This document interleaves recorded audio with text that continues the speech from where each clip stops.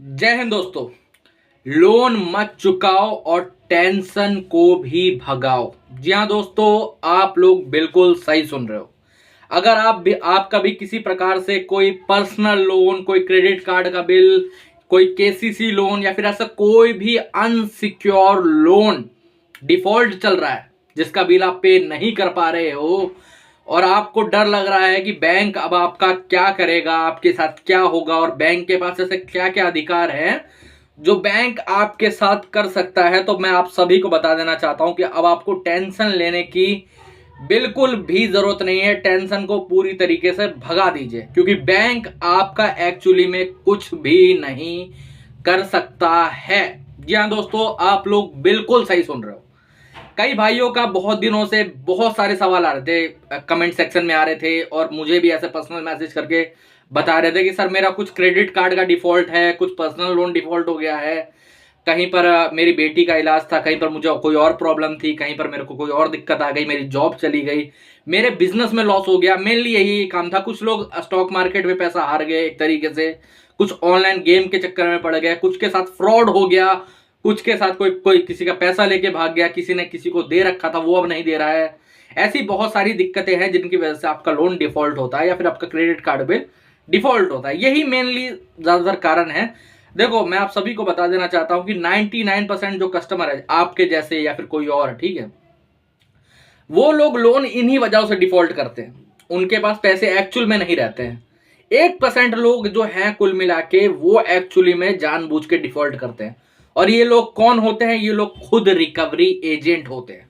जी हाँ, क्योंकि देखो, आपको तो रिकवरी के बारे में कुछ पता नहीं। आपको तो डर लगता होगा कि आपके घर कहीं पुलिस ना आ जाए, आपको कोई लीगल नोटिस ना आ जाए, आपको कहीं जेल में ना डाल दिया जाए। आपको ऐसे बहुत सारे डर लगे रहते होंगे। लेकिन ये जो रिकवरी एजेंट होते हैं, ये जो डीएसए होते हैं, ये जो आरसीएम होते हैं, ये जो एफएसओ होते हैं, ठीक है, इन सबको इस चीज का डर नहीं है क्योंकि उन्हें पता है कि ज्यादा से ज्यादा उनके साथ क्या हो सकता है। ज्यादा से ज्यादा उनके साथ क्या हो सकता है, इसलिए वो जानबूझ के डिफॉल्ट करते हैं। लेकिन हाँ, अगर आप लोगों को ऐसी कोई दिक्कत है तो मैं आप सबको कहना चाहूंगा कि फ्यूचर में कभी भी कोई जानबूझ के डिफॉल्ट ना करे, क्योंकि एक बार इस प्रॉब्लम से निकलना बहुत बड़ी बात है। तो अब क्या करना चाहिए? सबसे पहले तो मैं आप सबको बता देना चाहता हूं कि अगर आपका कोई भी अनसिक्योर लोन है, कई भाइयों का केसीसी चल रहा होगा, कई भाइयों का क्रेडिट कार्ड चल रहा होगा। क्रेडिट कार्ड भी एक तरीके का लोन है, केसीसी का जो कार्ड रहता है वो भी एक तरीके का लोन है। अब वो अनसिक्योर है कि सिक्योर, ये आपको चेक करना पड़ेगा। कई भाई लोग मुझसे कहते हैं कि सर हम कैसे पता करें कि केसीसी हमारा सिक्योर है, अनसिक्योर है, कैसे पता करें? तो मेरे भाई, आपको कुछ ज्यादा जानने की जरूरत नहीं है। आप सिविल की वेबसाइट पे जाके चेक कर सकते हो। वरना आप इतना जान लो कि अगर आपने कोई खेत के कागज या फिर कोई मोर्टगेज पे चीज देके केसीसी ली थी तो वो सिक्योर लोन है। अगर ऐसा कुछ नहीं दे रखा है तो वो आपका अनसिक्योर लोन है। इतना आप समझ लीजिए, कोई दिक्कत वाली बात नहीं। अब क्रेडिट कार्ड भी एक तरीके का लोन है, प्री अप्रूव्ड लोन है। तो सबसे आसान जो लोन होता है वो एक तरीके से क्रेडिट कार्ड ही है। क्रेडिट कार्ड का अगर आप बिल पे ना करें, क्रेडिट कार्ड का 1 रुपया भी ना दे, तो बैंक आपके साथ कुछ भी नहीं कर सकता। ज्यादा से ज्यादा क्या करेगा? ज्यादा से ज्यादा आपको आर्बिट्रेशन का नोटिस भेज सकता है। ज्यादा से ज्यादा क्या कर सकता है? आर्बिट्रेशन का नोटिस भेज सकता है। आर्बिट्रेशन के अलग अलग सेक्शन में नोटिस भेज सकता है। सेक्शन 21 के अंदर भेज सकता है, सेक्शन 17 के अंदर भेज सकता है, सेक्शन 62 के अंदर भेज सकता है, सोल आर्बिट्रेटर का नोटिस भेज सकता है, प्री आर्बिट्रेशन का नोटिस भेज सकता है। ऐसे कई सारे आर्बिट्रेशन का नोटिस है, वो भेज सकता है आपको, ठीक है। अगर आपको ऐसा कोई भी नोटिस रिसीव होता है तो आपको उसे इग्नोर नहीं करना। जी हाँ, अगर आप तुरंत रूप से उसका ऑब्जेक्शन लिखवा दोगे, उसका नोटिस का रिप्लाई कर दोगे, तो आपको आगे कोई दिक्कत परेशानी नहीं आने वाली है। जी हाँ, अगर आप नहीं लिखते हो तो वो लोग आर्बिट्रेशन का अवार्ड पास कर सकते हैं। आपकी जो 60% सैलरी है उस पर होल्ड लगवा सकते हैं या फिर उसे अटैच करवा सकते हैं। आपकी जो बाइक कार वगैरह है उन्हें अटैच कर सकते हैं। आपकी जो चल संपत्ति है, जो मूवेबल प्रॉपर्टी है, उसको अटैच कर सकती है। कई भाई लोग मेरे पे कमेंट में बोलेंगे या फिर ऐसे बोलेंगे कि ऐसा तो हो नहीं सकता, अनसिक्योर लोन है। आपने बोला कि अनसिक्योर लोन के अंदर कुछ नहीं हो सकता। हाँ मेरे भाई, कोई प्रॉपर्टी नीलाम नहीं हो सकती है। आपकी जितनी भी सिक्योर प्रॉपर्टी है, जितने भी इनमूवेबल एसेट है, वो कभी भी नीलाम नहीं हो सकते। मूवेबल प्रॉपर्टी है जिसे आप यहां से वहां ले जा सकते हो, उसके अंदर कार बाइक भी काउंट होती है और उसके अंदर घर के बर्तन भी काउंट होते हैं, ठीक है। तो उनको भी अटैच कर सकती है बैंक, अगर आप आर्बिट्रेशन का जवाब ना दें, उसका अवार्ड पास हो जाए। अब मैं दो आपको एग्जांपल दूंगा, इसके अंदर दो एग्जांपल देता हूं। दो क्लाइंट हैं, एक उत्तर प्रदेश से है, एक महाराष्ट्र से है। ठीक है, महाराष्ट्र में एक डिस्ट्रिक्ट है सोलापुर करके एक डिस्ट्रिक्ट है, वहां से है। ठीक है, हुआ क्या, जो महाराष्ट्र वाले क्लाइंट है वो अच्छे खासे पढ़े लिखे भी हैं। यूपी वाले हमारे जो क्लाइंट है वो ज्यादा उतने पढ़े लिखे नहीं है, तो उनको जैसे ही आर्बिट्रेशन का नोटिस रिसीव हुआ वैसे उन्होंने हमारी वीडियो देखी, हम सारी टीम से कांटेक्ट करा, व्हाट्सएप पर हमें मैसेज करा, हमने उन्हें ऑब्जेक्शन लिखवा के दिया और उन्होंने ऑब्जेक्शन एक बार जाने के बाद उनकी जो आर्बिट्रेशन की प्रोसीडिंग है वो कैंसिल हो गई। ठीक है, उनका ही एक चचेरा भाई था, चचेरा मतलब दूर का, जैसे हमारा यूपी या फिर बिहार वगैरह साइड में कहीं के दूर के भी रिश्तेदार होते तो उनसे जान पहचान रहती है, तो कहीं दूर का कोई भाई था, उसका अवार्ड पास हो चुका था आर्बिट्रेशन का। उस बेचारे को ज्यादा पढ़ा लिखा नहीं होगा, उसे पता नहीं थी ये सब चीजें कि क्या जवाब देना क्या नहीं देना, तो उसने हमें दिखवाया तो उसका बच गया, उसकी अटैचमेंट बच गई एक्चुअली में। क्यों, उन्होंने पहले ही उस पर स्टे ले लिया, उस पर ऑब्जेक्शन डलवा दिया, उसके ऊपर चैलेंज नोटिस डलवा दिया, तो जो अटैचमेंट है वो हो ही नहीं पाई। अगर एक बार अटैचमेंट हो जाती तो बहुत ज्यादा प्रॉब्लम आ जाती है, बहुत ज्यादा दिक्कत आ जाती है आर्बिट्रेशन अवार्ड के अंदर। लेकिन उन्होंने वो सारे काम पहले ही कर लिए तो उन्हें कोई दिक्कत नहीं हुई। ठीक है, उन्हें कोई परेशानी नहीं हुई, उन्होंने बताया कि सर अब मेरे को कोई दिक्कत नहीं, मुझे पहले पता नहीं था, मैं सर इतना पढ़ा लिखा हूँ नहीं, मैं 8वीं पास हूँ, ऐसे ही काम करता हूँ 10-15 हज़ार रुपये की सैलरी में, आपने मेरा ये करवा दिया, बहुत बढ़िया बात है, वो ये सब बात हुई, सब ठीक है। लेकिन जो हमारे सोलापुर के क्लाइंट है भाई साहब, बहुत बड़ी एमएनसी कंपनी के अंदर जॉब करते हैं, अच्छी खासी सैलरी है। हाँ, अब आप बोलोगे कि अच्छी खासी सैलरी है तो लोन डिफॉल्ट क्यों हुआ, हो जाता है मेरे भाई। मान लो उनकी सैलरी 1,25,000 थी, अब उनकी जो ईएमआई थी वो 3 लाख से ऊपर की बन गई थी, तो वो कैसे पे करेंगे, तो उनका डिफॉल्ट हो गया।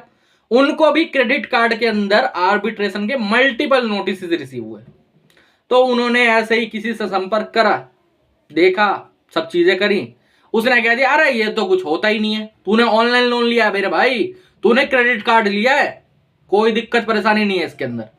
तो उन्होंने उसको ऑब्जेक्शन लिखवाया नहीं, एट द एंड क्या हुआ, अवार्ड पास हो गया। जब अवार्ड पास हो गया तो भी वो अवार्ड उसी को दिखाया, उसने बोला यार जब आर्बिट्रेशन के अंदर कोई प्रोसीडिंग में हम गए नहीं, किसी में मौजूद हम थे नहीं, तो अवार्ड पास करके भी क्या कर लेगा बैंक, कोई दिक्कत वाली बात नहीं है। एट द एंड क्या हुआ, उनको उनके लोअर कोर्ट जो डिस्ट्रिक्ट कोर्ट होता है वहां से समन रिसीव हुए। जब वो वहां पर गए, वहां पर देखा तो वहां पर जज साहब ने बोला कि आपको जब आर्बिट्रेशन के नोटिस रिसीव हो रहे थे आपने कोई ऑब्जेक्शन क्यों नहीं डाला, तो उन्होंने कहा कि सर मुझे तो लगा, मैंने तो पूछा, मेरे को पता ही नहीं था ये सब कोई चीज़ है, मैंने ऐसा कहीं पर साइन ही नहीं करा।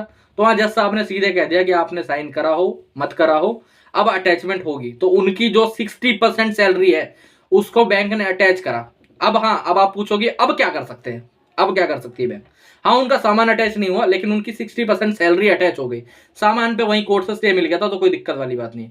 अब 60% सैलरी अटैचमेंट के लिए क्या करना पड़ा होगा उन्हें, अब उनका जो स्टे एप्लीकेशन है वो लगाया गया, सारी चीजें करी गई हैं, लेकिन अब उनको हो जाएगा, उनका 1-1.5 महीने के अंदर उनकी सारी चीजें ठीक हो जाएंगी। लेकिन ऐसे मैटर में पढ़ना ही क्यों है, जैसे ही आपको नोटिस रिसीव होता है तुरंत रूप से ऑब्जेक्शन लिखवा लो, क्या दिक्कत आने वाली है, कोई परेशानी नहीं आने वाली है। रिकवरी एजेंट वगैरह ये सारी चीजें तो कंप्लेंट पर रुक जाती है, लेकिन लीगल जो प्रोसीडिंग है उसको हल्के में बिल्कुल भी मत ले। मैं फिर कहता हूं आर्बिट्रेशन को हल्के में नहीं लेना है। कई लोग बोलते हैं सर मेरा अवार्ड पास हो गया लेकिन साल भर हो गया अभी तक कुछ हुआ ही नहीं है। मेरे भाई जब होगा ना तो आस पड़ोस वालों से इतनी बेइज्जती होगी कि आप पे सहन नहीं हो पाएगा, समझ रहे हो।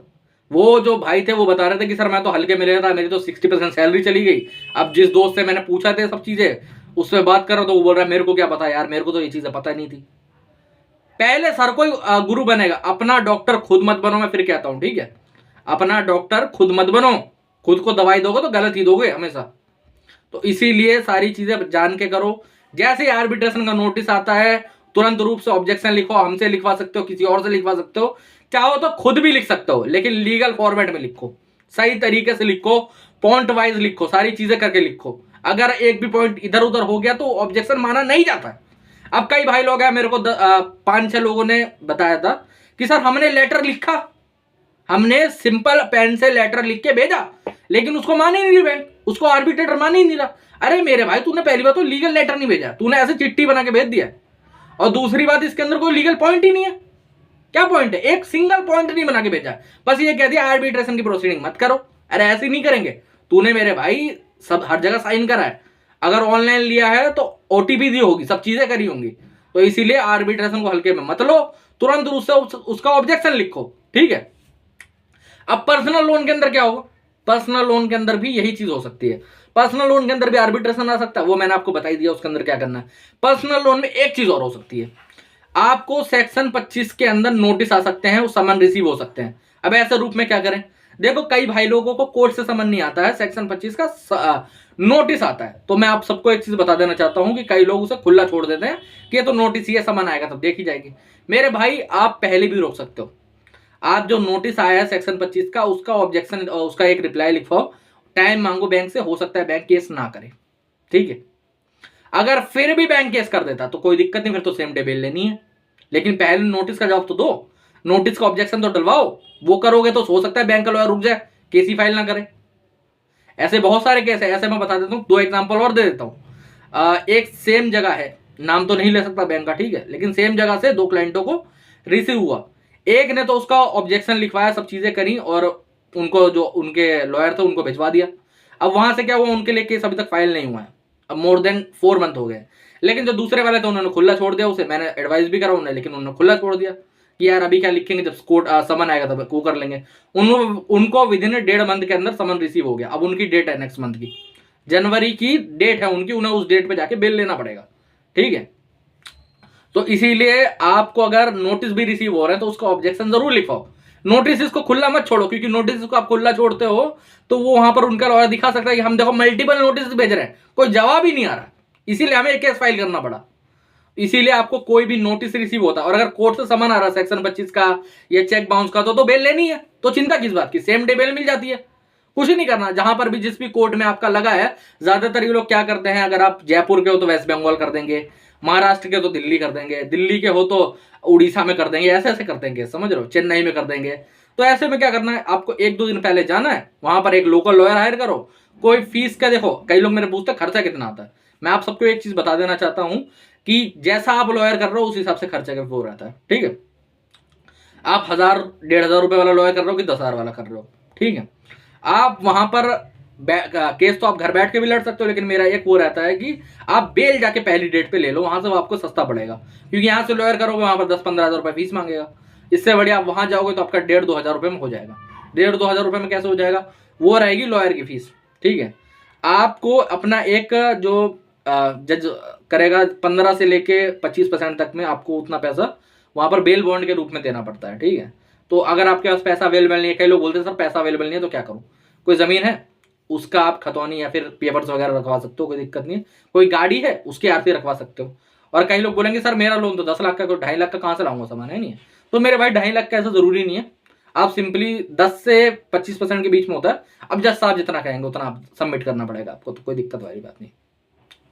ये मेन प्रोसीजर है, अगर आप इसको फॉलो करते हो तो आपको डरने की बिल्कुल भी जरूरत नहीं, टेंशन लेने की बिल्कुल भी जरूरत नहीं। रिकवरी, कई भाई लोग पूछेंगे सर तब तक रिकवरी को कैसे झेलें। रिकवरी के लिए मैं हजारों पहले वीडियो बना चुका हूं बहुत सारे, और भी वीडियो बना दूंगा, आप उनको देख सकते हो, कोई दिक्कत नहीं। रिकवरी से बिल्कुल ही टेंशन फ्री रह सकते हो। और बीच में सब पूछेंगे कि सर ये तो हम करवा लेंगे, इसके बाद सेटलमेंट कितने में होगी। हमेशा राइट ऑफ के बाद आपकी 10 से 20% के बीच में सेटल हो जाएगी, चाहे आपका पर्सनल लोन हो, चाहे आपका क्रेडिट कार्ड हो, चाहे आपका केसीसी का अनसिक्योर लोन हो। तो टेंशन लेने की आपको बिल्कुल भी जरूरत नहीं, ये मेन प्रोसीजर आपको करना पड़ेगा। आपको इसके बाद बिल्कुल भी टेंशन लेने की जरूरत नहीं है, ठीक है। तो दोस्तों आज के वीडियो में इतना ही। अगर इसके बाद भी कोई दिक्कत परेशानी लग रही है, कोई प्रॉब्लम लग रही है, यहाँ पर नंबर आ रहा, मुझे व्हाट्सएप पर आप मैसेज कर देना, ठीक है। नॉर्मल कॉल करोगे कोई जवाब नहीं आएगा, व्हाट्सएप पर कॉल करोगे कोई जवाब नहीं आएगा। आप हमें व्हाट्सएप पर मैसेज करें, उसके बाद अपनी अपॉइंटमेंट बुक करें, फिर बात करते हैं हम लोग, ठीक है। तो जय हिंद दोस्तों।